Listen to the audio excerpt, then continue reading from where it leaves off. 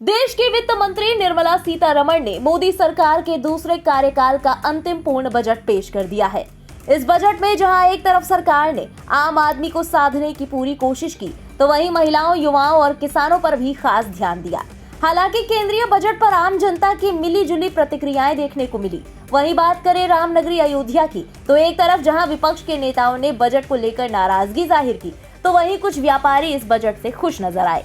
इसी बीच India public खबर के अयोध्या संवाददाता विशाल श्रीवास्तव ने जानने की कोशिश की इस आम बजट पर समाज के अलग अलग तबके के लोगों की राय।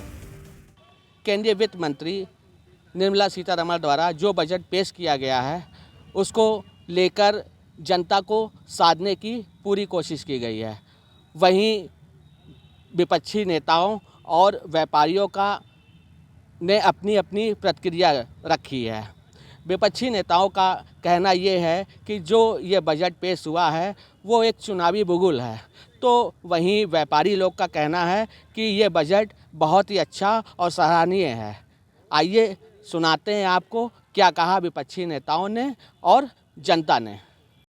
ख़ास तौर पे जो बजट है, सरकार का बजट हर साल सरकार लाती है और हर साल बजट में कुछ न कुछ ऐसे प्रलोभन सरकार दे जाती है कि कुछ लोग उसको लेकर के और कई सालों तक चिकन घुन्नी की तरह घूमते रहते हैं। लेकिन इस बजट में पूरा जो हमने सुना है, इसमें बेरोज़गारी शब्द का कहीं प्रयोग नहीं हुआ है।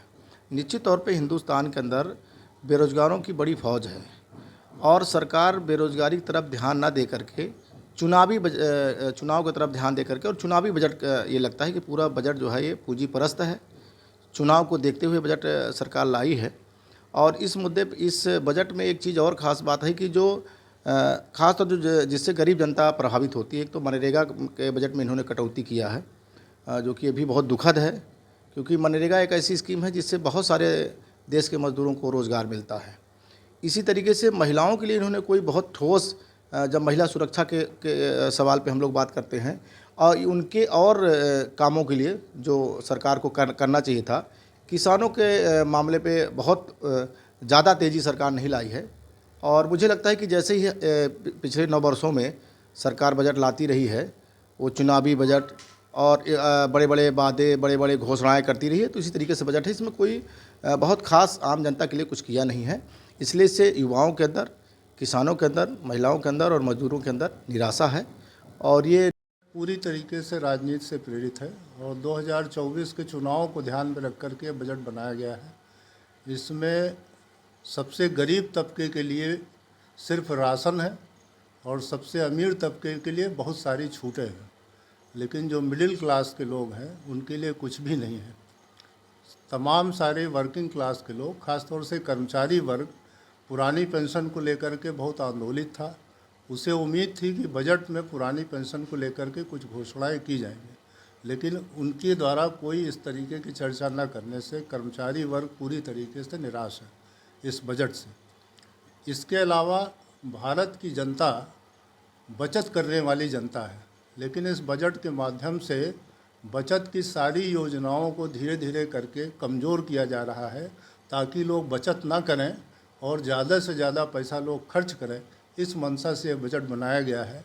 जबकि बचत एक ऐसी चीज़ है जिससे आदमी अपने ख़राब दिनों में उस बजट का इस्तेमाल करता है, अपने जीवन यापन में उसका इस्तेमाल करता है। तो हमारे हिसाब से ये बजट एक आम आदमी के दृष्टिकोण से पूरी तरीके से फेल बजट। मेरा नाम रविशंकर चतुर्वेदी, मैं बीमा कर्मचारी संघ का महामंत्री हूँ। हमारे व्यापार पे जो है काफ़ी ग्रोथ करेगा हमारा व्यापार, और 5G भी आ रहा है, 5G भी लॉन्चिंग होने वाली है, जिससे हमारा व्यापार और बढ़ेगा। जो गरीब तबका है वो भी मोबाइल ख़रीद सकता है, क्योंकि अब सारे लोग इंटरनेट से जुड़े हुए हैं, हर चीज़ है, नेट की सबको ज़रूरत है।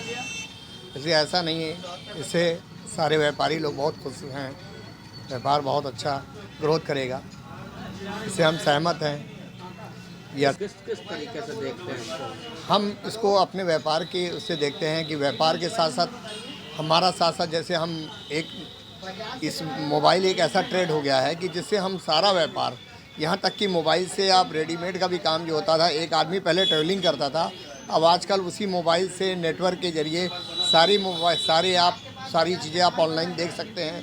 उसको आप अपने स्टोर पे ऑर्डर लगा के आप मंगवा सकते हो, सब चीज़ें हैं। तो इसलिए ज़्यादा अच्छा ये सरकार का निर्णय अच्छा रहा है। हरसिमरन इंटरप्राइजेस मोबाइल की दुकान है मेरी रिकाबगंज में, Harsimran mobile, Mahendra Pal Singh Bunty. Budget pass हुआ है, किस तरीके का है? ये जो केंद्र सरकार द्वारा 2023 के लिए बजट पास किया गया है, ये गांव गरीब किसानों के लिए निराशाजनक बजट है।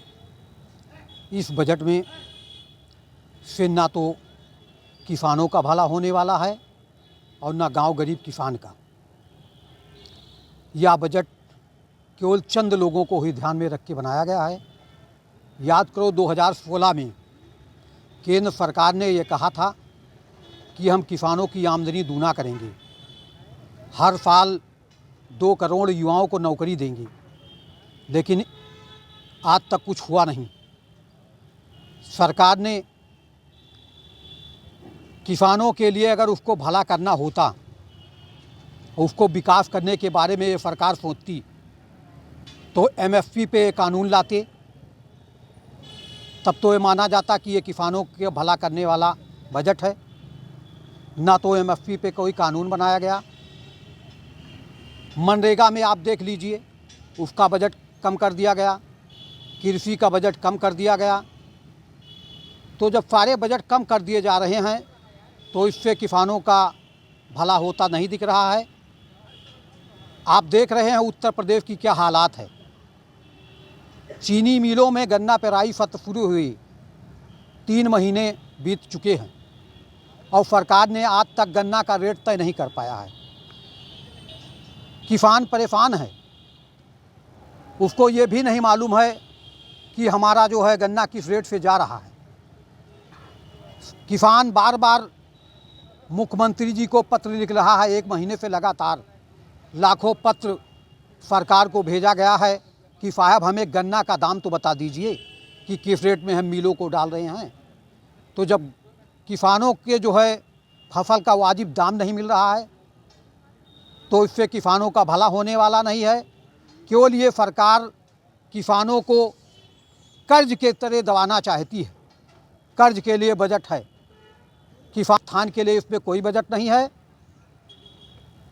और सरकार अगर किसानों का भला चाहती है तो एमएसपी पे कानून बनावे जिससे किसानों के फसल का वाजिब दाम मिले।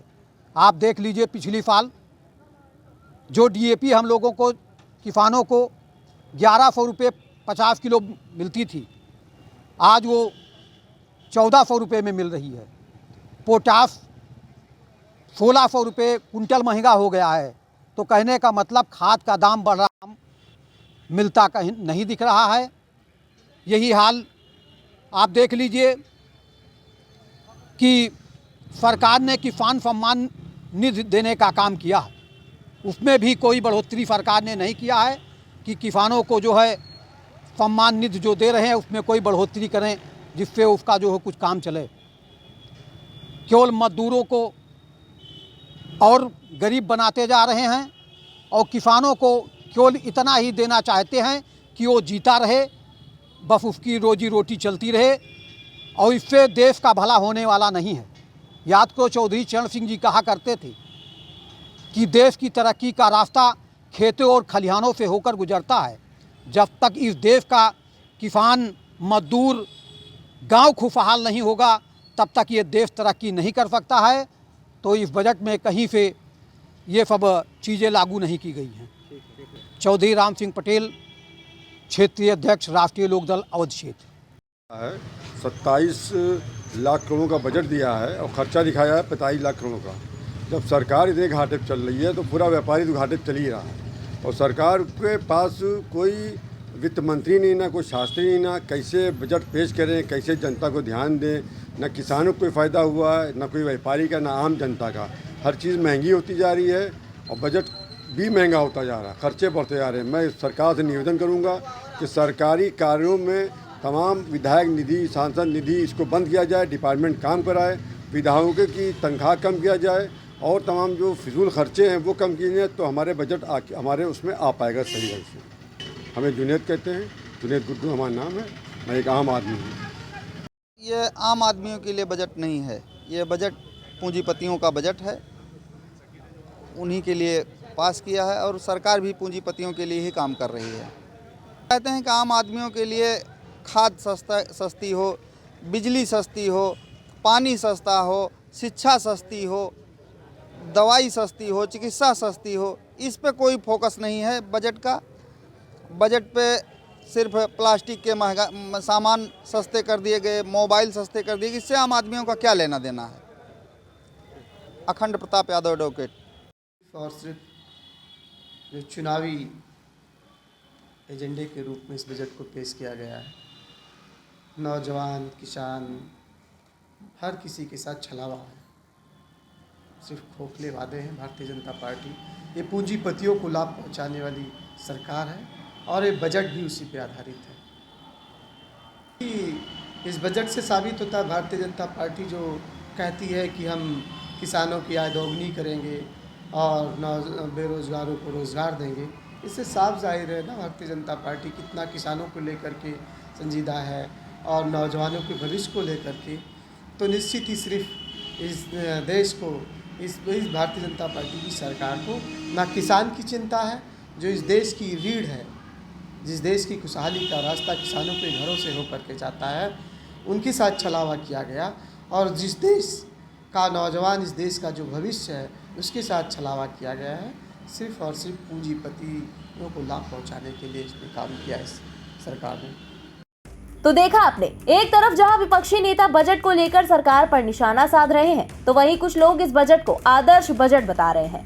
बताते चले कि इस बार के बजट में एलईडी टीवी, मोबाइल फोन, खिलौना, मोबाइल कैमरा, लेंस, इलेक्ट्रिक गाड़ियां, हीरे के जेवरात, बायोगैस से जुड़ी चीजें, लिथियम सेल्स और साइकिल जैसी चीजें सस्ती हुई हैं। तो वही सिगरेट, पीतल, छाता, विदेशी किचन चिमनी, सोना और इंपोर्टेड चांदी के सामान, प्लेटिनम, कपड़ा और विदेशी खिलौने महंगे हुए हैं। फिलहाल इस आम बजट से आप कितने संतुष्ट हैं? कमेंट सेक्शन में अपनी राय जरूर बताएं। देश और दुनिया की बाकी खबरों के लिए सब्सक्राइब करें इंडिया पब्लिक खबर के YouTube चैनल को और बेल आइकन दबाना बिल्कुल ना भूलें।